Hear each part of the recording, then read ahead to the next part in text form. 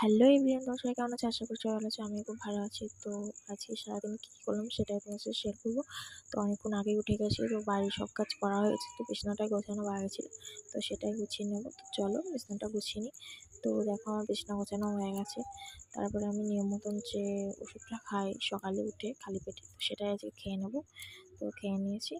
তো ঠাম্মা দেখলাম তখন পুজো দিচ্ছে। তো চলো আমি ব্রাশটা করে নিই। তো দেখো ফ্রেশ হতে চলে এসেছি। তো দেখো বাইরের ওয়েদারটা কতটা সুন্দর লাগছে। তারপর আমার খুব ভালো লাগে এরম ওয়েদার। আর তো আমার ফেস ওয়াশ দিয়ে মুখটা ধুয়ে নিই। তারপরে আমি দোকানে চলে গেলাম তো কিছু জিনিস আনার জন্য। তো তারপরে দুটো জিনিসই পেয়েছি, ডিম আর ধূপকাঠি।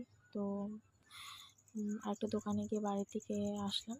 তো দেখো এখানে কুরকুরে, ম্যাগি আর তেঁতুল পেয়েছি।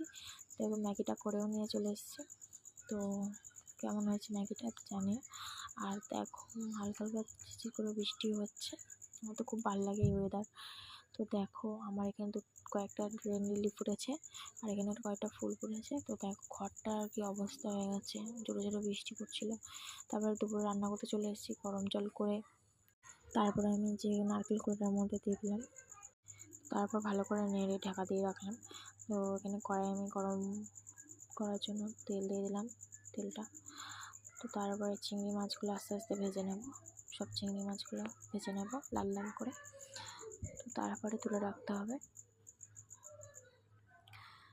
তো তারপরে দেখো এখানে আমি মশলাটা দিয়ে নিই। এখানে জিরে, আদা, লঙ্কা, টমেটোর পেস্ট দিয়ে নিলাম। তারপরে আগে গোটা গরম মশলা দিয়ে নিয়েছি।